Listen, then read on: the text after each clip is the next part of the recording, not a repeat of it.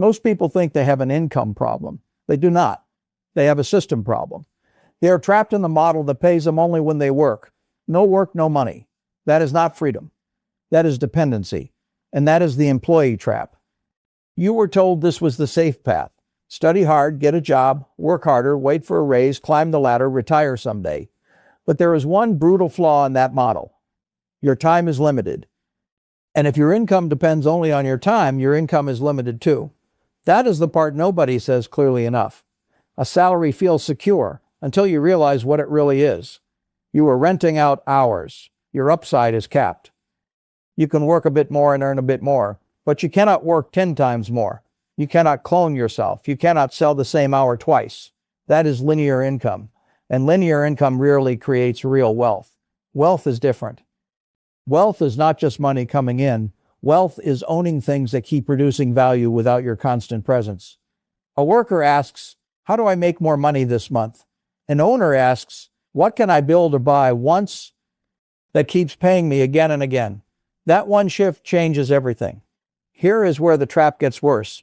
Workers usually get taxed first. Then they spend what is left. Owners often have more flexibility.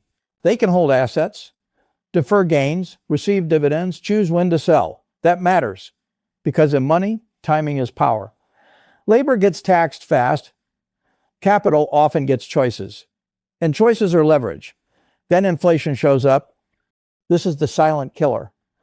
Your paycheck may go up, but your real life may still get harder. Rent rises, food rises, insurance raises, fuel rises, food rises. If your wage grows slower than your cost of living, you are not moving forward. You are just running harder to stay in place. That is why so many people feel exhausted but not wealthier. They are earning, but they are not owning.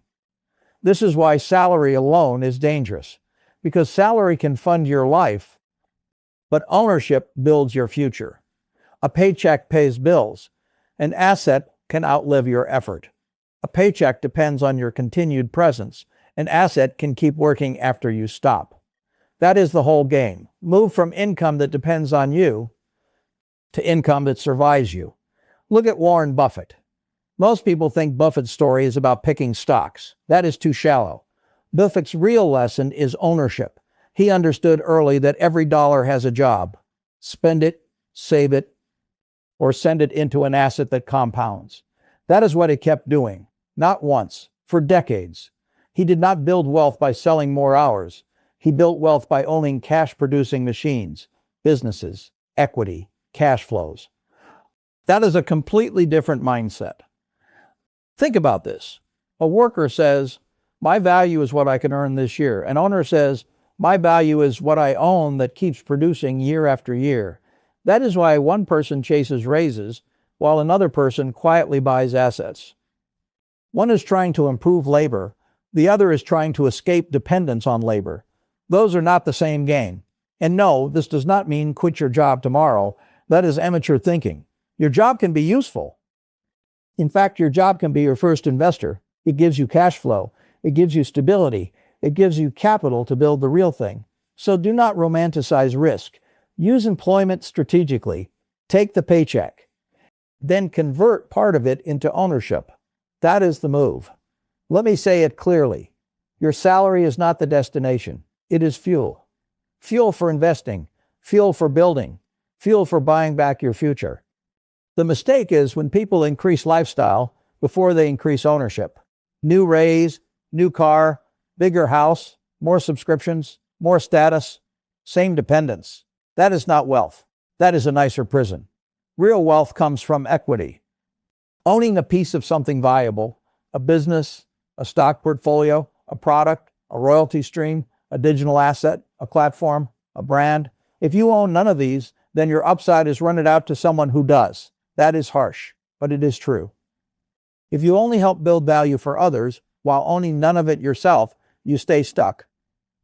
Now let us go one level deeper. The modern world has a huge advantage that previous generations did not have.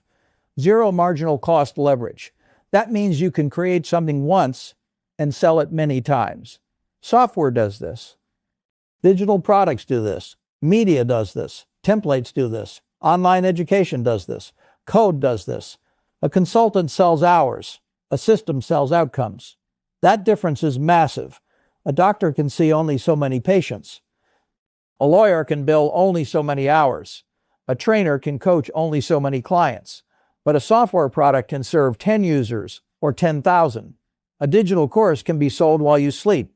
A niche research product can be delivered globally. The YouTube library can keep attracting attention long after upload. That is leverage. And leverage is how small effort becomes large output. But leverage without systems still breaks. This is the next lesson. If your income depends on you doing everything manually, you do not have a business. You have a stressful job with extra steps. Owners think in systems. Document the process. Standardize the process. Automate the process. Delegate the process. Systems beat heroics every single time. Here is a simple rule. Ask yourself, if I disappear for 30 days, what still gets created? What still gets sold? What still pays me? That answer tells you where you really stand. If the answer is nothing, then you are still fully tied to labor. No shame in that, but do not lie to yourself about it. Here is the practical formula. Earn actively, own passively, reinvest relentlessly. That is it. Earn with your labor, buy or build assets, feed the assets, let them grow. Then repeat. You do not need a perfect plan. You need a durable one. And you need to stay in the game long enough for compounding to matter. Now, here is the action plan. Step 1, keep your job, but stop worshiping it. Use it. Do not build your identity around it. Step 2, know your numbers. Monthly expenses, after-tax income, debt load, savings rate, current assets. No guessing, no fantasy. Step 3, build a cash buffer, because desperation makes people make stupid financial decisions. Step 4, start buying ownership now. Not someday, now. Broad market assets, quality businesses, or your own small scalable asset. The exact vehicle can differ. The principle does not. Own.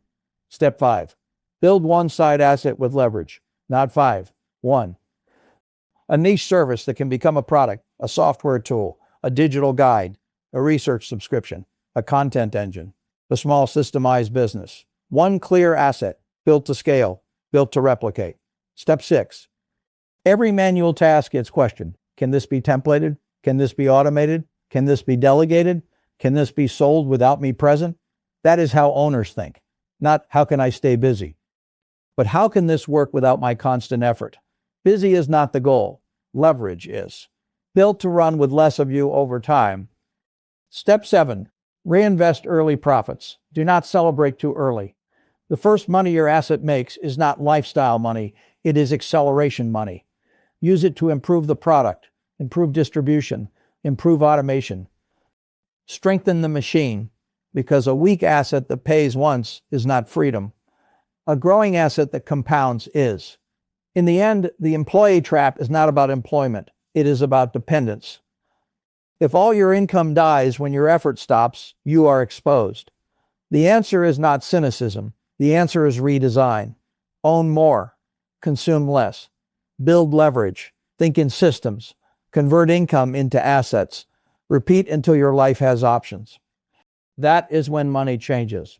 That is when time changes. That is when work stops being your only product. And that is how you stop selling your life 1 hour at a time. Thank you for listening all the way through. I hope this lesson gave you a new perspective on time, income, and ownership. I will see you in the next lesson. Until then, protect your time, build your assets, and keep moving toward freedom.